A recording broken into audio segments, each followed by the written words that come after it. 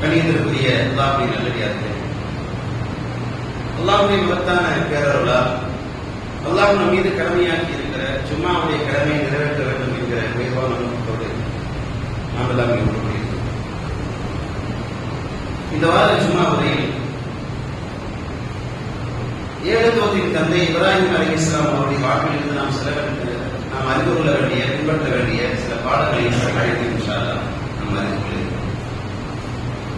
அதற்கு முன்னால் தற்போது நாம் குர்பானி கொடுப்பதற்கு தயாராகி கொண்டிருக்கிற இந்த சூழலில் குர்பானி பற்றிய ஒரு சில சட்டங்களை உங்களுக்கு நினைவுறுத்திக் கொள்ளலாம் என்று நினைக்கிறேன். இன்று திரை பார்க்க வேண்டிய நாள். எங்காவது திரை தென்பட்டால் இன்ஷா அல்லாஹ் நிர்வாகிகளுக்கு நீங்கள் தகவல் தெரிவிங்கள். ஒருவேளை பிறை தென்படுமானால் அல்லாஹ்வுக்கு ஸல்லல்லாஹு அலைஹி வஸல்லம் நமக்கு சொன்னார்கள், யார் குர்பானி கொடுக்கிறாரோ அவர் துல்ஹஜ் பிறை பார்த்ததிலிருந்து குர்பானி கொடுக்கிற வரை இந்த 10 நாட்கள் நகம் வெட்ட வேண்டாம், முடி வெட்ட வேண்டாம் என்று அல்லாஹ்வுக்கு ஸல்லல்லாஹு அலைஹி வஸல்லம் சொன்னார்கள். ஏன் என்று எந்த காரணத்தையும் அல்லாஹ்வுக்கு நமக்கு சொல்லவில்லை. எனவே நாம இந்த காரணத்தையும் கற்பனை செய்து சொல்ல முடியாது. நகம் வெட்ட வேண்டாம், முடி வெட்ட வேண்டாம் என்று அல்லாஹ்வுக்கு சொன்னார்கள். எனவே நாம நம்மால் முடிந்த வரைக்கும் அதை கடைபிடிப்போம். இரண்டாவது, குர்பானியை பொறுத்த வரைக்கும் யாருக்கு கடமை என்பதுதான் குர்பானியுடைய முதல் கேள்வி. குர்பானி யாருக்கு கடமை? சுன்னத் வல் ஜமாஅத் ஹனஃபி மذஹபுடைய சட்ட நூல் சொல்கிறது, ஜகாத் யாருக்கு கடமை? அவர்களுக்கு தான் குர்பானி கடமை. ஆனால் அல்லாஹ்வின் தூதர் ஸல்லல்லாஹு அலைஹி வஸல்லம் அவர்கள் அப்படி எந்த வரையறையும் சொல்லவில்லை. எனவே இஸ்லாமிய அடிப்படையில், குர்ஆன் ஹதீஸின் அடிப்படையில் சொல்வதானால், உங்களுடைய அடிப்படையான தேவைகள் போக, உணவு, உடை, இருப்பிடம், மருத்துவ செலவு, இது போன்ற அடிப்படையான தேவைகள் போக குர்பானி கொடுப்பதற்கு தகுதியான தொகை உங்களுக்கு இருக்குமானால், குர்பானி கொடுப்பதற்கான தொகை உங்களுக்கு இருக்குமானால் உங்களுக்கு குர்பானி கடமை. ஜகாத் அளவுக்கு இருக்க வேண்டும் என்றோ, தங்க வெள்ளியாக இருக்க வேண்டும் என்றோ, பணம் இருக்க வேண்டும் என்றோ, 50,000 வேண்டும், லட்சம் வேண்டும், ரொக்கம் வேண்டும் என்றெல்லாம் சிலாக்கில் எந்த நிபந்தனை விதிக்கப்படவில்லை. உங்களுடைய அடிப்படையான தேவைகள் போக, வாடகைக்கு வைத்திருக்கிற தொகை, கடன்களை கழித்து விடுங்கள், மருத்துவத்திற்காக நீங்கள் வைத்திருக்கிற தொகை, இன்னும் உங்களுடைய அத்தியாவசியமான தேவைகளுக்காக நீங்கள் வைத்திருக்கக்கூடிய தொகையை கழித்துவிட்டு மீதி கணக்கு பார்த்தால் குர்பானி கொடுப்பதற்கு தேவையான தொகை, பணம் உங்களிடத்தில் இருக்குமானால் உங்களுக்கு குர்பானி கடமை. அப்படி கணக்கு பார்த்தால் பற்றாக்குறை இருக்கிறது அல்லது இல்லை, அல்லது இருக்கிறது ஆனால் கடனுக்காக வைத்திருக்கிறோம் என்றால் உங்களுக்கு குர்பானி கடமை இல்லை. கடன் வாங்கி எல்லாம் குர்பானி கொடுக்க வேண்டிய அவசியம் இஸ்லாத்தில் இல்லை என்பதை நாம் முதலில் தெரிந்து கொள்ள வேண்டும். அடுத்ததாக, குர்பானி பிராணியை வாங்குகிற போது பல் விழுந்திருக்கிறதா என்று பார்த்து வாங்க வேண்டும். அந்தந்த நாட்டினுடைய தட்பவெட்ப சூழ்நிலைக்கு தகுந்தவாறு ஆடு, மாடு, ஒட்டகத்தினுடைய சூழ்நிலைகள் மாறுபடலாம். எனவே நமது நாட்டை பொறுத்த வரைக்கும் குர்பானி பிராணிக்கு பல் விழுந்திருக்கிறதா என்பதை பார்த்து வாங்க தேர்வு செய்ய வேண்டும். இரண்டாவது, குர்பானி பிராணியை வாங்குகிற போது எந்த விதமான குறையும் இல்லாததாக இருக்க வேண்டும். அதை நாம் கவனத்தில் கொள்ள வேண்டும். கால் உடைந்தது அல்லது அடிபட்டது, நோய்வாய்ப்பட்டது, அது மாதிரி இல்லாமல் எந்த விதமான குறையும் இல்லாததாக, படைத்தவனுக்கு கொடுக்கிற குர்பானி, படைத்தவனுக்காக கொடுக்கிற அந்த இப்ராஹிம் தியாகத்தை நினைவு கூறுகிற அந்த குர்பானி பரிபூர்ணமானதாக, அல்லாஹ்வை நம்மளை முழுமையாக பெற்றுத் தருகிற வகையில் கண்ணியமானதாக இருக்க வேண்டும். ஒரு நண்பரின் வீட்டுக்கு சென்றால் கூட அலிகை படத்தை வாங்கி கொண்டு செல்ல மாட்டோம் இல்லையா? எனவே அல்லாஹ்விற்காக கொடுக்கிற குர்பானி சிறப்பானதாக இருக்க வேண்டும். அடுத்து, குர்பானி பிராணியை எந்த விதத்திலும் நோவினை செய்யக்கூடாது. குர்பானி பிராணிகளை சண்டைக்கு விடுவது அல்லது அவற்றை அடித்து கொடுமைப்படுத்துவது, அதுபோல பிராணிகளை எந்த விதத்திலும் நோவினைப்படுத்தக்கூடாது. அது இஸ்லாம் நமக்கு தடை செய்திருக்கிறது. எந்த அளவிற்கு அல்லாஹ் நமக்கு சொல்லியிருக்கிறார் என்றால், அதை படுக்க வைத்துக் கொண்டு அல்லது அதற்கு முன்னால் நீங்கள் கத்தியை தீட்டாதீர்கள். ஏனென்றால் நீங்கள் அங்கு கத்தியை கூர்மையாக்க வேண்டுமானால் வேறு எங்காவது கூர்மையாக்கி விட்டு அங்கே வாருங்கள். அதை படுக்க வைத்துக் கொண்டு அல்லது அதை நிற்க வைத்துக் கொண்டு நீங்கள் கத்தியை தீட்டுக் கொண்டிருந்தால் அதை பார்த்து அந்த பிராணி விரலுகிற ஒரு சூழ்நிலை ஏற்படும். எனவே அந்த பிராணியின் கண்களுக்கு முன்னால் அதை செய்யாதீர்கள் என்றும், ஒரு பிராணியை வைத்துக் கொண்டு இன்னொரு குர்பானி பிராணியை அறுக்காதீர்கள் என்று அல்லாஹ் நமக்கு தடை செய்திருக்கிறார்கள். இப்படி எந்த வகையிலும் குர்பானி பிராணியை நாம் இம்சிக்க கூடாது, அதற்கு தொந்தரவு தரக்கூடாது, அதற்கு இடைஞ்சல் செய்யக்கூடாது. அடுத்ததாக, குர்பானி என்பது முழுக்க முழுக்க அல்லாஹ்வின் திருப்தியை பெறுவதற்காக மட்டுமே தரப்பட வேண்டும். அல்லாஹ் சொல்கிறான், லை யனாலல்லாஹு லுஹூமுஹா வலா திமாஉஹா வலாக்கி யனாலுஹு தக்வா மின்கும். அந்த பிராணியுடைய ரத்தங்களோ மாமிசங்களோ அல்லாஹ்வை சென்றடைவதில்லை. 1,00,000 ரூபாய்க்கு நீங்கள் நாட்டை வாங்கினீர்களா, 50,000க்கு வாங்கினீர்களா, 25,000க்கு வாங்கினீர்களா என்று அல்லாஹ் பார்ப்பதில்லை. எத்தனை கிலோ தேரும் என்று அல்லாஹ் கணக்கு பார்ப்பதில்லை. அல்லாஹ் பார்ப்பது உங்கள் இறையச்சத்தை தான், உங்கள் உள்ளத்தில் இருக்கிற பயபக்தியை தான் அல்லாஹ் பார்க்கிறான். இன்றைக்கு இந்த சமுதாயத்தில் ஒரு மோசமான பழக்கம் உருவாகி இருக்கிறது. உன்னாடு பெரிதா இந்நாடு பெரிதா, நீ எவ்வளவுக்கு வாங்கி இருக்கிறாய், உனக்கு போட்டியாக நான் வாங்குவேன் என்கிற ஒரு தவறான ஒரு பழக்கம் இந்த சமூகத்தில் எங்கிருந்து வந்தது என்று தெரியாத வந்திருக்கிறது. இது நிச்சயமாக ஒழிக்கப்பட வேண்டும். குர்பானி என்பது அல்லாஹ்வுக்காக செய்யப்படுகிற ஒரு வணக்கம், ஒரு இபாதத். அந்த இபாதத்தில் பெருமையோ போட்டியோ இருக்கக்கூடாது. அல்லாஹ்வின் திருப்தியை பெறுவது மட்டுமே நோக்கமாக இருக்க வேண்டும். அல்லாஹ்விடத்தில் போய் சேருவது உங்கள் ஆற்றினுடைய மாமிசமோ ரத்தமோ அல்ல, உங்கள் உள்ளத்தில் இருக்கிற பயபக்தி தான் படைத்தவனத்தில் போய் சேருகிறது என்று அல்லாஹ் நமக்கு சொல்கிறார். இது குர்பானியை பற்றிய ஓரளவிற்கு சுருக்கமாக நாம் அறிந்து கொள்ள வேண்டிய முக்கியமான தகவல்கள். அடுத்து துல்ஹஜ் மாதத்தை பொறுத்த வரைக்கும் வருடத்தில் மற்ற நாட்களில் செய்கிற அமல்களை விட துல்ஹஜ் மாதத்தினுடைய 10 நாட்களில் செய்கிற அமலுக்கு நன்மை அதிகம் என்று அல்லாஹ் நமக்கு வழிகாட்டி இருக்கிறார்கள். நாம் செய்ய வேண்டிய 2 அமல்களில் முதலாவது குர்பானி, அதை பற்றி விரிவாக பார்த்து விட்டோம். இரண்டாவது துல்ஹஜ் பிறை 9ஆம் நாள் வைக்க வேண்டிய அரஃபா நோன்பு. அந்த ஒரு நோன்பை வைப்பதால் கடந்த ஒரு வருடம் செய்த சிறிய பாவங்கள் அனைத்தும் மன்னிக்கப்படும் என்று அல்லாஹ் நமக்கு நற்செய்தி சொல்லியிருக்கிறார்கள். எனவே முடிந்த வரைக்கும் அரஃபாவுடைய சுன்னத்தான நோன்பை அனைவரும் வைப்பதற்கு முயற்சிக்க வேண்டும். இப்போது நாம் நம்முடைய தலைப்புக்குள்ளே செய்திக்குள்ளே வருவோம். இப்ராஹிம் அலைஹிஸ்ஸலாம் அவர்களை பற்றி நமக்கு நன்றாக தெரியும். மனிதகுல வரலாற்றிலேயே அதிகம் சிறப்பித்து சொல்லப்பட்ட, அதிகம் பாராட்டப்பட்ட ஒரு மனிதர் என்றால் இப்ராஹிம் அலைஹிஸ்ஸலாம். சொல்ல போனால் ஒரு அதிசயமான மனிதர் என்று கூட சொல்லலாம். உலக அதிசயங்கள் 7 என்று சொன்னார்கள். அதில் முதல் அதிசயம் நான் சொல்வேன் இப்ராஹிம் அலைஹிஸ்ஸலாம் அவர்கள் தான். ஏனென்றால் எப்படி இருப்பார்கள் என்று தெரியாது. கருப்பா சிவப்பா தெரியாது, குள்ளமா நண்டையா தெரியாது, என்ன மொழி பேசினார்கள் முழுமையாக தெரியாது, எத்தனை ஆண்டுகளுக்கு முன்னால் வாழ்ந்தார்கள் எதுவுமே தெரியாது. அவர்களை பற்றி தெரிந்த ஒரே தகவல், அவர்கள் வாழ்வில் வரலாறு சொல்லப்பட்டிருக்கிற சில செய்திகளும் அவரின் பெயர் மட்டும்தான். அவர்கள் உருவத்தை பற்றியோ, வசதி வாய்ப்பை பற்றியோ, பொருளாதாரத்தை பற்றியோ, அவர்கள் பேசிய மொழி பற்றியோ, அவர்களை பற்றிய முழுமையான எந்த விவரமும் நமக்கு கிடைக்கவில்லை. சொல்ல போனால் அவர்கள் வாழ்ந்த காலம் கூட நமக்கு சரியாக தெரியாது. 2007ஆம் வருடம் நான் ஒரு கட்டுரை படித்தேன்.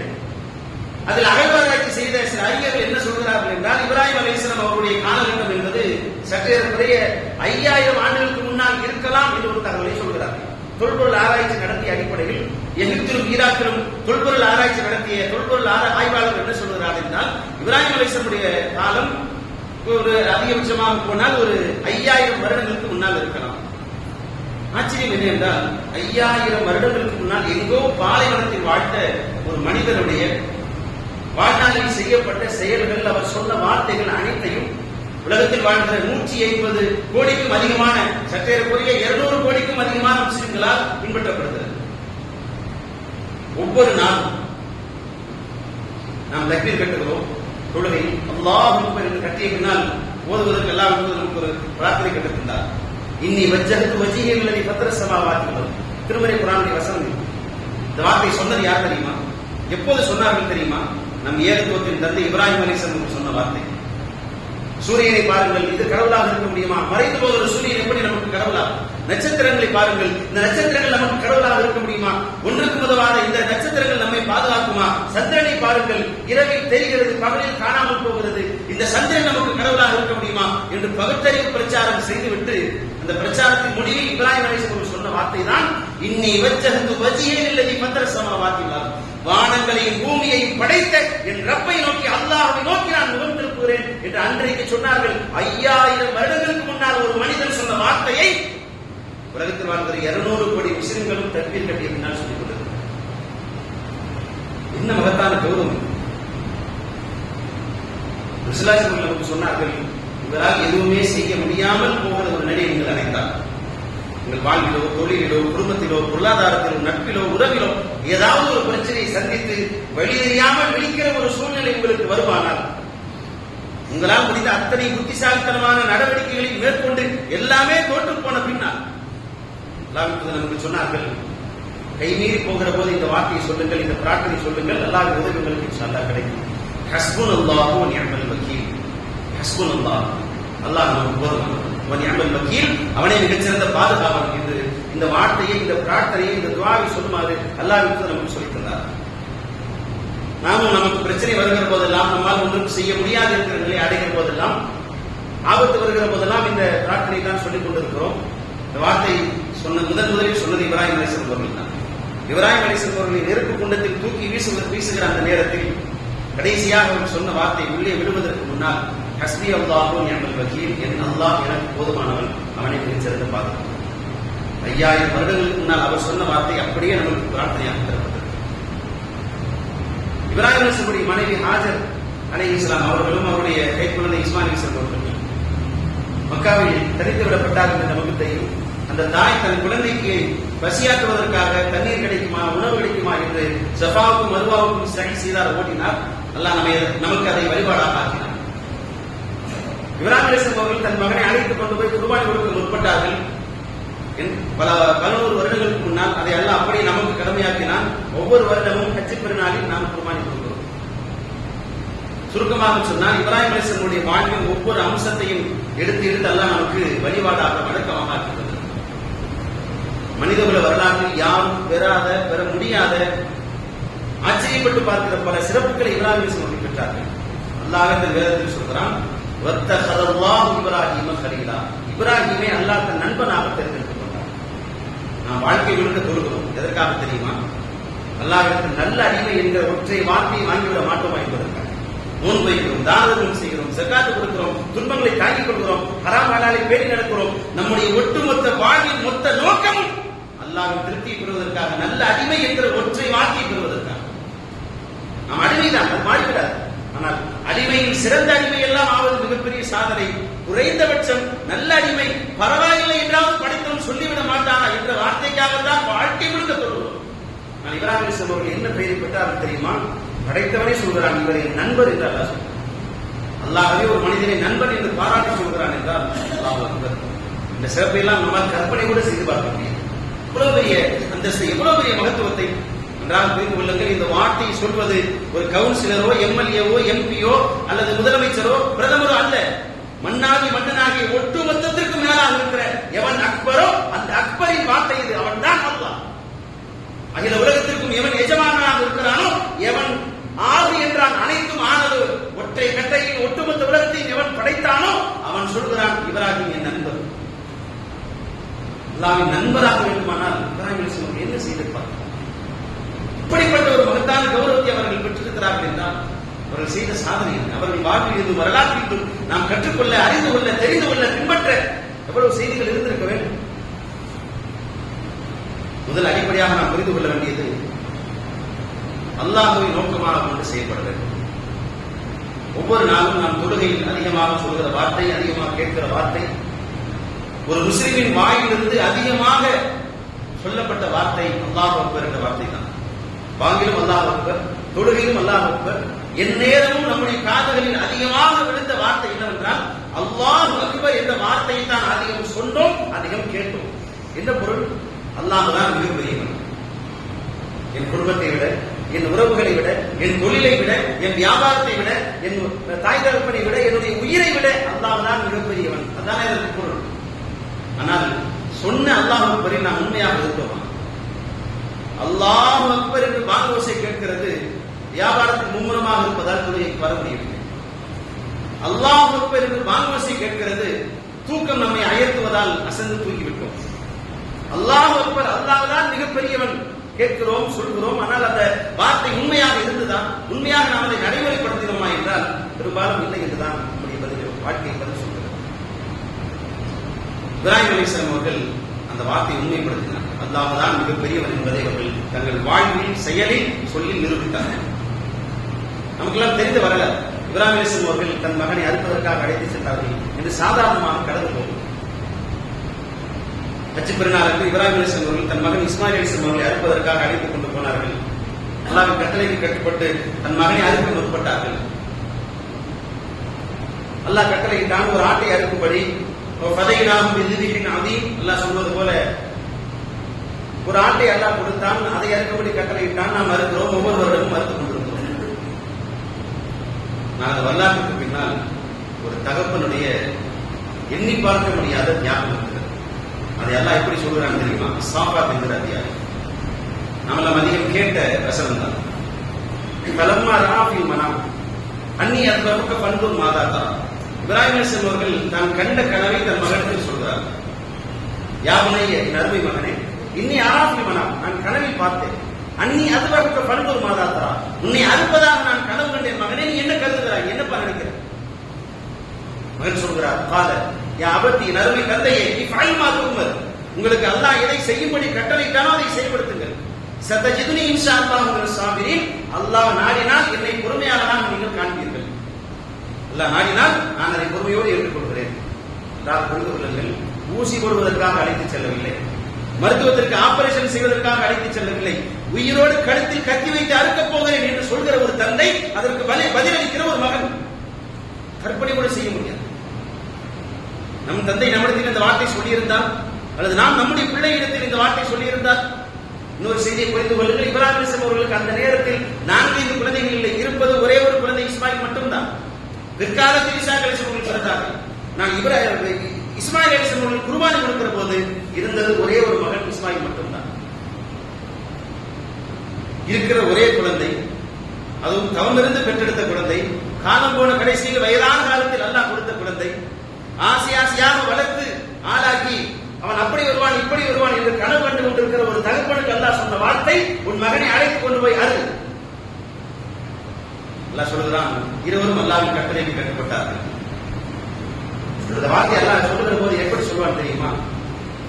ஃபலம்மா அஸ்லமா, இருவரும் அல்லாஹ்வின் வார்த்தைக்கு கட்டுப்பட்ட போது வதல்லஹு லில் ஜபீன், தன் மகனை இப்ராஹிம் குப்புறப்படுத்த வைத்தார் என்று அல்லாஹ் சொல்வான். குப்புறப்படுத்த வைக்கணும். நேரா இப்படி நேரம் முகத்தறிகிற மாதிரி கழுத்துல கத்தி வச்சு அறுத்தா தானே சுலபமா இருக்க முடியும். எதுக்கு குப்புறப்படுத்த வைக்கணும்? அல்லாஹ் அரை வார்த்தையில சொல்லிட்டான். ஒரு தந்தையின் பாச போராட்டத்தை சாதாரணமாக கடந்து போகிறோம். இப்ராஹிம் மறுத்தார்கள், குர்பானி கொடுத்தார்கள்.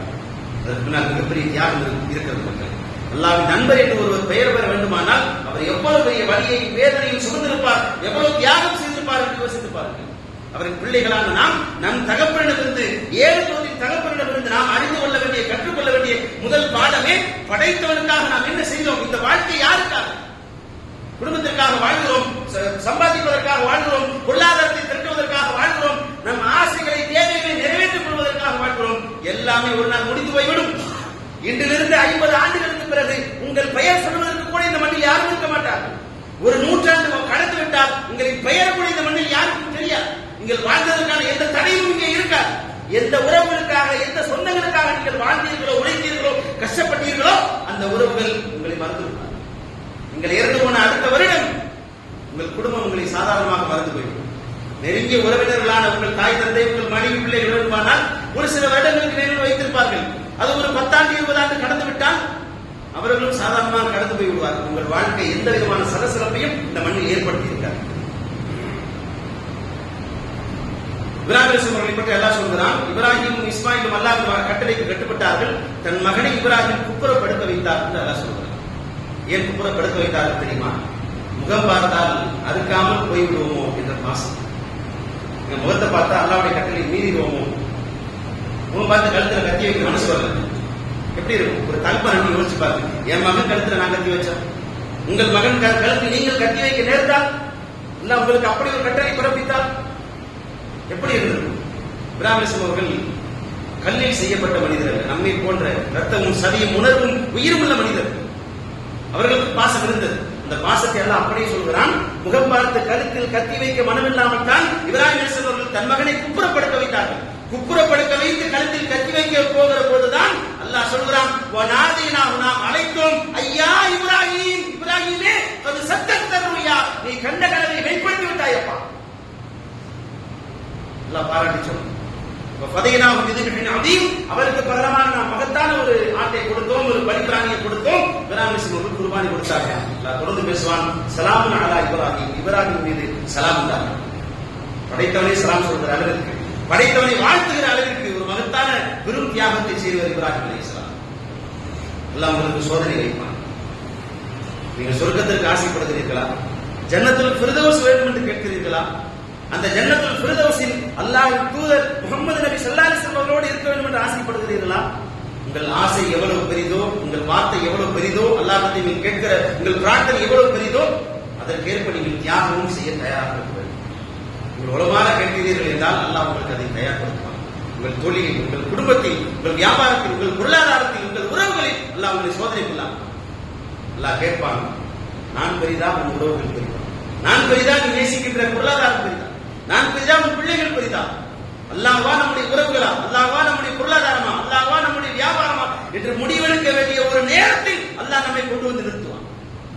இன்றைக்கு நான் சொன்ன அல்லாஹ்வுக்கு விசுவாசமாக, யா அல்லாஹ் நீதான் மிகப்பெரியவன், எனக்கு என் குடும்பமும் பொருளாதாரமும் தொழிலோ காசுவரமும் வசதி வாய்ப்பும் பெரிதெல்லாம் தான், நீதான் பெரிது, உன் பொருத்தம் தான் பெரிது, உன்னைத்தான் அதிகமாக நான் நேசித்தேன், உன்னைத்தான் எல்லாவற்றையும் மேலாக பெரிதாக நான் நினைத்தேன் என்று நீங்கள் நிரூபிப்பீர்களானால் இன்ஷா அல்லாஹ் இப்ராஹிம் அலைஹிஸ்ஸலாம் அவர்களை போன்ற அந்த அளவிற்கு நாம் அந்தஸ்தை பெற முடியாவிட்டாலும் அது ஒரு சிறிதளவாக இன்ஷா அல்லாஹ் நமக்கு தருவான்.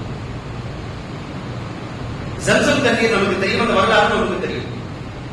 ஹாஜர் அலைஹிஸ்ஸலாம் அவர்கள் தன் குழந்தைக்காக தண்ணீர் தேடி ஓடினார்கள். அந்த வரலாற்றை அல்லாஹ்வின் தூதர் இப்படி சொல்வார்கள், புகாரில் இந்த செய்தி இடம்பெற்றிருக்கிறது. இப்ராஹிம் அலைஹிஸ்ஸலாம் அவர்கள் தன் மனைவி ஹாஜரையும் தன்னுடைய கை குழந்தை மகன் இஸ்மாயில் அலைஹிஸ்ஸலாம் அவர்களை அழைத்துக் கொண்டு போய் ஆள் நடமாட்டமே இல்லாத, மனிதர்களே வாழாத மக்காவில் பாலைவனத்தில் கொண்டு போய் விட்டு திரும்பி வருகிறாங்க.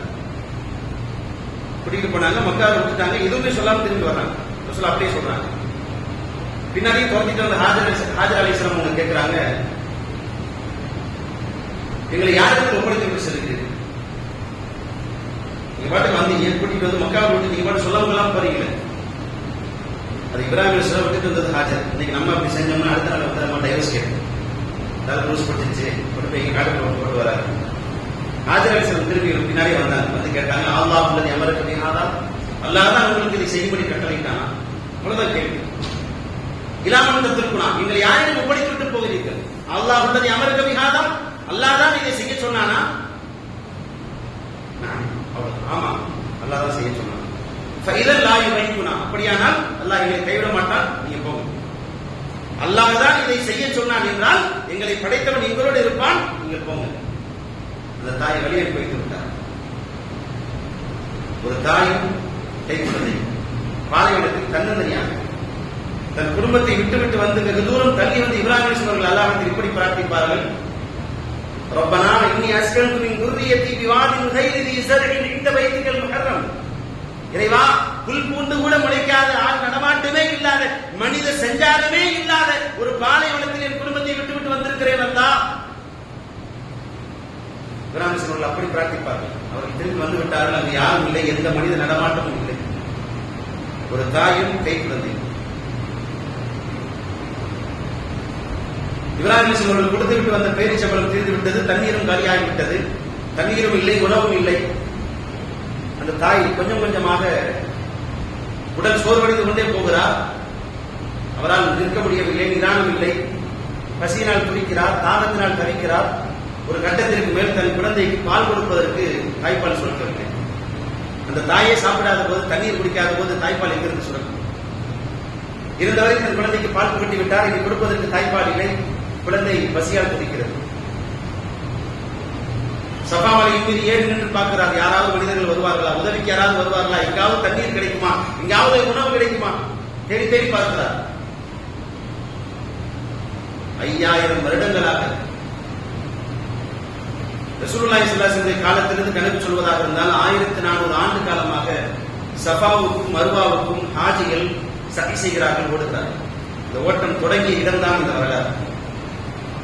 அந்த தாய் மலைக்கு மேலே ஏறி பார்க்கிறார், சப்தம் போட்டு பார்க்கிறார், யாராவது மனிதர்கள் இருப்பார்களா, உதவி செய்ய யார் வரமாட்டார்களா, 5 கதிவாஸ், உதவிக்கு யாராவது இருக்கிறீர்களா? மலையின் மீது நின்று சப்தம் கொடுக்கிறார். பதில் கொடுப்பதற்கு கூட அந்த மண்ணில் யாரும் இல்லை, ஏனென்றால் அங்கு எந்த மனிதனும் வாழவில்லை. சஃபாவின் மீது பார்த்தார், மர்வாவுக்கு ஓடினார், மர்வாவின் மீது பார்த்தார், திரும்ப சஃபாவுக்கு வந்தார், மாறி மாறி ஓடினார். எனக்கு ஒரு கேள்வி இருந்தது, ஒரு முறை 2 முறை சஃபாவின் மீதோ மர்வாவின் மீதோ ஏறி பார்த்தாலே தெரிந்துவிடும் யாருமே இங்கு வாழவில்லை, மனிதர்கள் யாரும் இல்லை, உணவோ தண்ணீரோ கிடைக்க வாய்ப்பே இல்லை என்று ஒரு முறையோ 2 தடவையோ பார்த்தாலே தெரிந்து போய்விடும். பிறகு ஏன் 7 முறை என்ற தாய் ஓட வேண்டும்? இங்குமங்குமாக ஏன் திரும்பி மலையின் மீது சிரமப்பட்டு? ஒரு முறை டிஸ்கவரி சேனல் பார்க்கிற போதுதான் இதற்கு பதில் கிடைத்தது.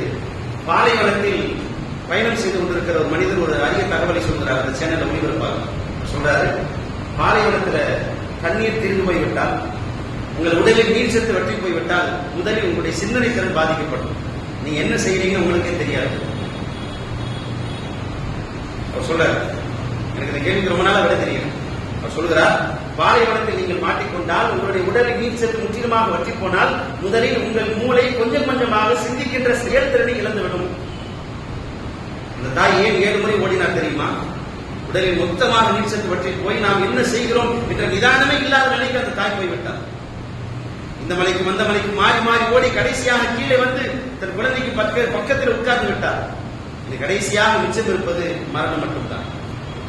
மரணத்தை மிக சமீபத்தில் பார்க்க போகிற அந்த தாயினுடைய கடைசி நிமிடம் அதை அப்படியே சொல்வார்கள். தன் கை குழந்தை அழுது அழுது துடித்து துடித்து கடைசி மூச்சு விட்டுக் கொண்டிருக்கிற காட்சி அந்த தாய் பார்த்தார் அப்படின்னு சொல்லுவாங்க. குழந்தை அப்படியே துடிச்சு அழுது அழுது கத்து கத்தி கொண்ட தண்ணியெல்லாம் வத்தி போய் அப்படியே ஆடி அடங்குது. உலகத்தில் இதை விட ஒரு கொடுமையான விஷயம் நடந்திருக்கவே முடியாது. அந்த தாயினுடைய அந்த உணர்வை சொல்ல வேண்டுமானால் அவ்வளவு பெரிய தியாகம். இதெல்லாம் அப்படியே சொன்னார்கள். அந்த தாய் பார்த்த காட்சி என்ன தெரியுமா? இன்னும் சில நிமிடங்களில் தன் குழந்தை மரணிக்கப் போகிறது என்கிற முடிவுக்கு அவர் வருகிற அளவிற்கு ஒரு சோதனை அல்லாஹ் வைத்தார். என்ன ஒரு ஆச்சரியம் தெரியுமா? இப்ராஹிம் அலைஹிஸ்ஸலாம் அவர்களுக்கு அல்லாஹ் உறுதியை தந்திருந்தால் இப்ராஹிம் அலைஹிஸ்ஸலாம் அவர்கள் சாதித்தார்கள் என்பதை விட நான் ஆச்சரியமாக பார்ப்பது ஒரு பெண்ணுக்கு என்கிறது இவ்வளவு உறுதி. இப்ராஹிம் அலைஹிஸ்ஸலாம் அவர்கள் இறைத்தூதர், அல்லாஹ்வின் நபி. அவர்கள் உறுதியோடு எந்த சோதனையும் எதிர்கொள்கிறார்கள் என்றால் ஆச்சரியப்பட ஒன்றும் இல்லை. ஏனென்றால் அவர்கள் அல்லாஹ்வின் தூதர். நான் இவர் ஒரு பெண், சாதாரண பெண், நம்மை போன்ற ஒரு மனிதர். அவருக்கு வகி வரவில்லை, அல்லாஹ்வை பார்க்கவில்லை, மலக்குகளை பார்க்கவில்லை, எந்த நம்மை போல எந்த ஆதாரத்தையும் அவர் பார்த்தது கிடையாது. எங்களை யாரிடம் ஒப்படைத்து விட்டு போகிறீர்கள் என்று தன் கணவரிடம் கேட்டபோது அல்லாஹ்விடம் ஒப்படைத்து விட்டு போகிறேன் என்று கணவர் சொல்லிவிட்டு போனாரே. தன் குழந்தை துடிதுடித்து மரணிக்க போகிற அந்த கடைசி நொடியில் கூட அல்லாஹ் உன்னை நம்பி உட்கார்ந்தன இப்படி பண்ணிட்டியே ஒரு வார்த்தை வரல வாயில். ரொம்ப ஆச்சரியப்பட வச்சிருச்சு அந்த தாயுடைய தியாகம். உன்னை நம்பி உட்கார்ந்தன, உனக்காக உட்கார்ந்தன, என்ன இப்படி ஒரு நிலைமையை கொண்டு ஆளாக்கிட்டிய கடைசி வரைக்கும் தாங்கி நின்றார். அதற்கு பரிசாக வந்தது சம்சம் தண்ணீர். அது ஓடுகிறது, வருகிறது, வருகிறது, தண்ணீர் வந்து கொண்டே இருக்கிறது. லட்சக்கணக்கான ஆட்சிகள் குடிக்கிறார்கள். இந்த உலகத்திலேயே அதிகமான மக்களால் குடிக்கப்படுகிற ஒரே தண்ணீர் சம்சம் தண்ணீர். ரசூலுல்லாஹின் காலத்திலிருந்து கணக்கு சொல்வதாக இருந்தால் 1400 ஆண்டு காலமாக உலகத்தின் வற்றாத அரிசி தண்ணீர், அதுவும் பாலைவனத்திலிருந்து வந்து கொண்டிருக்கிறது. அது பாலைவனத்திலிருந்து வரவில்லை, தியாகத்திலிருந்து வந்தது. என்ன சொல்வான் தெரியுமா? அந்த வரலாற்றை பற்றி சொல்கிற போது இன்ன ஸஃபாவல் மர்வத மின் ஷாஇரில்லாஹ், ஸஃபாவும் மர்வாவும் அல்லாஹ்வின் அடையாள சின்னங்கள் என்று அல்லாஹ் திருமறை குர்ஆனில் பதிவு செய்கிறான். ஸஃபா என்றால் மலை, மர்வா என்றால் மலை என்று நீங்கள் சாதாரணமாக கருதுகிறீர்களா? அது படைத்தவனின் அடையாள சின்னம், என் சான்று என்று அல்லாஹ் சொல்கிறான். அது சுருக்கமாக இந்த வரலாற்றின் வாயிலாக நாம் அறிந்து கொள்கிற செய்தி, தகவல், பெற வேண்டிய பாடம், படிப்பினை, படைத்தவனுக்காக நாம் என்ன செய்வோம்? உலகத்தில் நிறைய ஆசைப்படுகிறோம், கேட்கிறோம், அல்லாஹ்விடத்தில் நிறைய பிரார்த்திக்கிறோம், மறுமைக்காக நிறைய கேட்கிறோம். அல்லாஹ் திருப்பி கேட்கிறான் என்று வைத்துக் கொள்ளுங்கள், எனக்காக நீ என்ன செய்தாய்? ஐவேளை தொழுகையே பாரமாக இருக்கிறது என்றால் நாம் என்ன செய்வோம்?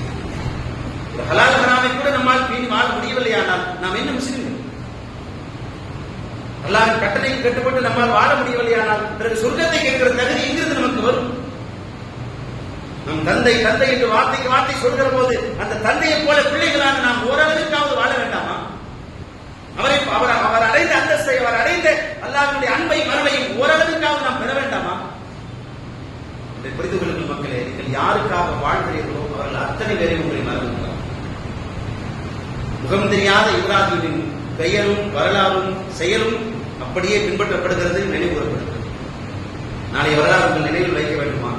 அல்லாஹ்வுக்காக வாழுங்கள், கிடைத்தவனுக்காக வாழுங்கள், அல்லாஹ்வின் திருப்திக்காக வாழுங்கள், மக்களுக்காக, குடும்பத்திற்காக, உறவுகளுக்காக, காசு பணத்திற்காக, எதற்காக வேண்டாம், படைத்த அல்லாஹ்வுக்காக, நம்ம அல்லாஹ்வின் திருப்தியை பெறுவதற்காக.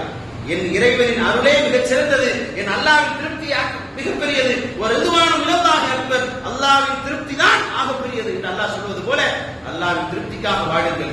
நீங்கள் வாழ்கிற போதும் அல்லாஹ் உங்களை வசதியாக வாழ வைப்பானோ இல்லையோ, நிம்மதியாக வாழ வைப்பான். அல்லாஹ்வின் திருப்திக்காக நீங்கள் வாழ்ந்தால் உங்கள் வாழ்வில் வசதி இருக்குமா, சந்தோஷம் இருக்குமா, அல்லது கோடீஸ்வரராக வாழ்வீர்களா, பணக்கார வாழ்வு கிடைக்குமா என்றெல்லாம் தெரியாது. உலக வாழ்வில் அல்லாஹ் உங்களுக்கு திருப்தியை தருவான். இன்ஷா அல்லாஹ் மறுமையில் மிகச்சிறப்பாக அல்லாஹ் உங்களை வாழ வைக்கும். அல்லாஹ் தருவது போல மகத்தான பரிசை யாரும் தந்துவிட முடியாது. எனவே நம் தகப்பனை நினைவு கூறுகிற இந்த மாதத்தில் நம் தகப்பனிடமிருந்து தியாகம் என்கிற பாடத்தை, அல்லாஹ்வுக்காக வாழ வேண்டும் என்கிற பாடத்தை படிப்பதை நாம் பெற்றுக்கொள்வோம். எல்லாம் அல்லாஹ் அந்த நல்ல வாய்ப்பினை நம் அனைவருக்கும் தருவானாக பிரார்த்தித்தவனாக எனது முதல்முறை நிறைவு செய்யும்.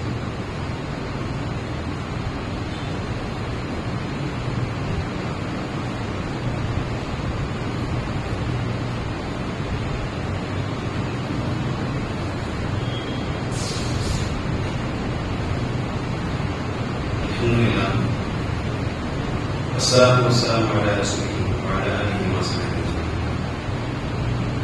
கணியத்திற்குரிய அல்லாஹ்வின் நாம் முதல் முறையில் இப்ராஹிம் அலைஹிஸ்ஸலாம் அவருடைய வாழ்க்கையிலிருந்து வரலாற்றிலிருந்து நாம் தெரிந்து கொள்ள வேண்டிய சில பாடங்கள் படிப்படைகள் பற்றி பார்ப்போம். இப்ராஹிம் அலைஹிஸ்ஸலாம் அவருடைய பெயரை சொல்கிற போது ஒரு செய்தி மறக்காமல் சொல்லி ஆக வேண்டும். நாம் குர்ஆனில் வாசித்த வரலாறுகளிலேயே ரொம்ப ஆச்சரியமான ஒரு வரலாறு அந்நகல் என்கிற அத்தியாயத்தில் இடம்பெற்றது. பொதுவாக நபிமார்கள், இறைத்தூதர்கள், நல்லடியார்கள் யாராக இருந்தாலும் அல்லாஹ்வின் விஷயத்தில் ஒருவர் தலையிட்டு விட்டார் என்றால் அல்லாஹ் அவரை கண்டிப்பான். என்ன சூழ்நிலை, எதற்காக, அதெல்லாம் இரண்டாம் பட்சம். தன் விஷயத்தில் தலையிடுவதை, தன் அதிகாரத்தில் தலையிடுவதை அல்லாஹ் ஒரு நாள் பொறுத்துக் கொள்ள மாட்டார். நமக்கு தெரியும். முகமது ஸல்லல்லாஹு அலைஹி வஸல்லம் அவர்கள் உஹது போர்க்களத்தில் பல்லெல்லாம் உடைக்கப்பட்டு கொடூரமாக தாக்கப்பட்டு தன் தோழர்கள் 70 சஹாபாக்களில் இறந்துவிட்ட நிலையில் வருத்தத்தோடும் கண்ணீரோடும் அல்லாஹ்வின் தூதர் ஒரு வார்த்தை சொல்வார்கள், கைஃப யுஃப்லிஹுல், இந்த சமுதாயம் இப்படி வெற்றி பெறும். சுஞ்சு வஜ்ஹ நபியும், தங்கள் இறைவரின் தூதரின் முகத்திலேயே, தங்களுக்கு அனுப்பப்பட்ட நபியின் முகத்திலேயே இரத்தச்சாயம் பூசிவிட்டார்களே, இவர்கள் எல்லாம் எப்படி உருப்பட போகிறார்கள், இவர்கள் எல்லாம் எப்படி வெற்றி பெறப் போகிறார்கள்? அல்லாஹ் வசனத்தை இறக்கினான், லைஸ லக மினல் அம்ரி ஷை, நபியே உனக்கு அதிகாரத்தில் பங்கு கிடையாது. அவர்கள் வெற்றி பெறுவார்களா மாட்டார்களா, சொர்க்கம் செல்வார்களா நரகம் செல்வார்களா, இதெல்லாம் நீங்கள் தலையிடக்கூடாது, உனக்கு அதிகாரம் இல்லை. லைஸ லக மினல் அம்ரி ஷைஉன் அவ் யதுபு அலைஹிம் அவ் யுஅதிபஹும், அல்லாஹ் அவர்களை தண்டிப்பானா மன்னிப்பானா என்று முடிவெடுக்கிற அதிகாரத்தில் உனக்கு எந்த பங்கும் கிடையாது. அதை நான் பார்த்துக் கொள்வேன், நீ தலையிடாதே என்று அல்லாஹ் ரசூலுல்லாஹை கண்டித்து வசனம் இறக்கினார். இது நாம் குர்ஆன் முழுக்க, ஹதீஸ் முழுக்க பார்த்திருக்கிற சட்டம், வரலாறு, நியதி அதுதான்.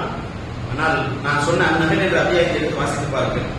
இப்ராஹிம் அலைஹிஸ்ஸலாம் அவர்களுக்கு இஸ்ஹாக் என்ற ஒரு குழந்தை இரண்டாவதாக பிறக்கிறது. அந்த நற்செய்தியை சொல்வதற்காக வானவர்கள் வருகிறார்கள். அந்த இப்ராஹிம் அலைஹிஸ்ஸலாம் அவர்களிடத்தில் உங்களுக்கு இஸ்ஹாக் என்ற ஒரு குழந்தை பிறக்கப் போகிறது, வபஷர்னாஹு பிஇஸ்ஹாக், நாங்கள் இஸ்ஹாக்கை பற்றி நற்செய்தி சொல்ல வந்திருக்கிறோம் என்று சொல்லிவிட்டு அடுத்த செய்தி என்ன, வேறு என்ன காரணத்திற்காக வந்திருக்கிறீர்கள் என்று கேட்கிற போது, நாங்கள் லூத் நபியின் சமுதாயத்தை அழிப்பதற்காக வந்திருக்கிறோம் என்று வந்த வானவர்கள் சொல்வார். லூத் அலைஹிஸ்ஸலாம் என்ற ஒரு இறைத்தூதர் இப்ராஹிம் அலைஹிஸ்ஸலாம் அவர்கள் வாழ்ந்த ஊருக்கு பக்கத்து ஊரில் வாழ்ந்து கொண்டிருந்தார்கள். மனிதகுல வரலாற்றில் ஆக மோசமான ஒரு செயலை செய்தவர்கள் லூத் நபியின் சமுதாயம். அதாவது ஆணும் இணைகிற ஒரு கேட்டுக்கட்டு அருவருக்கத்தக்க ஒரு வேலையை பார்த்தவர்கள் அந்த சமுதாயம். அதை தொடங்கி வைத்தவர்களே அவர்கள் தான். ஆனால் நீங்கள் குர்ஆனை வாசித்து பார்த்தால் எத்தனையோ அழிக்கப்பட்ட சமூகத்தின் வரலாற்றை எல்லாம் சொல்வாங்க. ஆக கொடூரமாக மோசமாக தண்டிக்கப்பட்டு அழிக்கப்பட்ட ஒரு சமுதாயம் என்றால் அது லூத் நபியின் சமுதாயம். அப்ப லூத் நபியின் சமுதாயத்திற்கு வேதனை வரப்போகிறது என்று சொல்வதற்காக வானவர்கள் வந்தார்கள். வந்த வானவர்கள் இப்ராஹிம் அலைஹிஸ்ஸலாம் அவரிடத்தில் இந்த செய்தியை சொன்ன போது அல்லாஹ் சொல்கிறான், இப்ராஹிம் அலைஹிஸ்ஸலாம் அவர்கள் அப்படி அழிக்க கூடாது என்று தர்க்கம் செய்ய ஆரம்பித்தார். இப்ராஹிம் நம்மிடத்தில் தர்க்கித்தார். நம்மிடத்தில் வந்த வானவர்கள் என்ன பேசினார்கள் என்று அல்லாஹ் சொல்லவில்லை. நாம புரிந்து கொள்கிறோம்.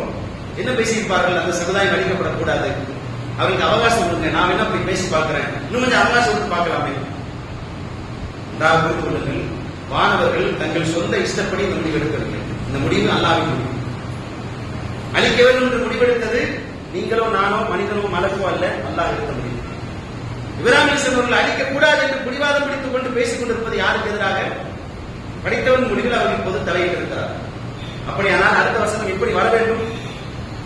இப்ராஹிமே உனக்கு அதிகாரத்தின் பங்கிலே நான் எடுத்த முடிவில் தலையிடுகிறாயா என்றெல்லாம் கேட்க வேண்டும். அப்படித்தான் வசனத்தை எதிர்பார்க்கிறோம். அப்படித்தான் அடுத்த வசனம் கண்டனமாக பதிவு செய்யப்பட வேண்டும் என்று பார்க்கிறோம். ஆனால் ஆச்சரியம் என்னவென்றால் அல்லாஹ் பாராட்டி பதிவு செய்கிறான், இன்ன இப்ராஹீம லஹலீமுன் அவ்வாஹு முனீப், நிச்சயமாக இப்ராஹிம் இரக்கமுள்ளவர், பணிவுள்ளவர், சகிப்புத்தன்மை மிக்கவர், நம்மை நோக்கி திரும்புவர். ஒரு பாராட்டு, இரண்டு பாராட்டுகள், 4 வார்த்தைகளை அல்லாஹ் சொல்லி பாராட்டுகிறார். சகிப்புத்தன்மை மிக்கவர், இரக்கம் உள்ளவர், நம்மை நோக்கி திரும்புபவர். எனக்கு புரியவே இல்லை. கண்டிக்க வேண்டிய இடம் அது. அல்லாஹ்வின் முடிவில் இப்ராஹிம் அலைஹிஸ்ஸலாம் தலையிட்டிருக்கிறார்கள். கண்டிக்க வேண்டிய இடத்தில் அல்லாஹ் பாராட்டுகிறானே. தொடர்ந்து அல்லாஹ் பேசுகிறான், யா இப்ராஹிம் அஹ்லன் ஹாதா, இப்ராஹிமே இதை விட்டு விடு, இதுல தலையிடாத. அது கூட ரொம்ப நாகரிகமா அல்லாஹ் சொல்றான், இதுல தலையிடாத. வைன்ன மாஹிஹிம் அதாபுன் கைர் மர்தூத், தவிர்க்க முடியாத, தடுக்க முடியாத வேதனை அவர்களுக்கு வரத்தான் போகிறது. என்ன காரணம் தெரியுமா? இப்ராஹிம் அலைஹிஸ்ஸலாம் அவர்கள் தனக்காக, தன் குடும்பத்திற்காக பேசவில்லை. அடுத்த சமூகம் அழிக்கப்படக்கூடாது என்று அவர் யோசித்தார். நாம் நமக்காக, நம்மை பற்றி, நம் குடும்பத்தை பற்றி யோசிப்போம். ஆனால் அல்லாஹ்வுக்கு பிடித்தமானது என்ன தெரியுமா? நாம் வாழ்வது போல அடுத்தவர்கள் வாழ வேண்டும் என்று யார் நினைக்கிறார்களோ அவர்கள் எல்லாரும் இது கண்டிக்கப்பட வேண்டிய இடம்தான். அல்லாஹ் எடுத்த முடிவில் தான் இப்ராஹிம் அவர்கள் தலையிட்டு விட்டார்கள். அது தவறுதான். ஆனால் ஏன் அல்லாஹ் கண்டிக்கவில்லை தெரியுமா? இப்ராஹிம் தனக்காக, தன் குடும்பத்திற்காக பேசவில்லை. சமூகம் வாழ வேண்டும், மனிதர்களும் வாழ வேண்டும். அவர்கள் எவ்வளவு கேடுகின்றவர்களாக இருந்தாலும் அவர்களும் திருந்த வேண்டுமே, அவர்களும் சொர்க்கம் செல்ல வேண்டுமே, அவர்களும் அல்லாஹ்வின் அன்பை பெற வேண்டுமே என்று அடுத்தவர்களுக்காக, தன் சக மனிதனுக்காக கவலைப்பட்டார்கள். அந்த பண்பு நம் தகப்பனிடமிருந்து நாம் ஒவ்வொருவரும் அறிந்து கொள்ள வேண்டிய பண்பு. இதற்கு நிறைய சான்றுகள் குர்ஆனில் இருக்கிறது. அல்லாஹ் என்ன தந்தாலும் அடுத்த வார்த்தை இப்ராஹிம் கேட்பாங்க, எல்லாம் அடுத்த தலைமுறைக்கு கொடுக்கும். இன்னி ஜாயிலுக லின்னாசி இமாமா, இப்ராஹிமே உன்னை நான் இமாமாக ஆக்கப் போகிறேன். ஆலமின் துர்ரியத்தி, அல்லாஹ் எனக்கு அடுத்தடுத்த தலைமுறையில் இமாம்கள் என்ன கொடுத்தாலும் சரி, தனக்காக என்று வாழ்கிற இந்த சமூகத்தில், தன் சமூகத்திற்காக, தனக்காக என்று சுயநலம் பிடித்த உலகத்தில், உம்மத்திற்காக, சமுதாயத்திற்காக அனைவரும் வாழ வேண்டும் என்று யோசித்தாரே, அந்த உயர் பண்பு நாம் ஒவ்வொருவரும் நம் தகப்பனிலிருந்து அறிந்து கொள்ள வேண்டிய பண்பு. எல்லாம் நமக்கு அப்படிப்பட்ட நல்ல பண்பை தருவானாக.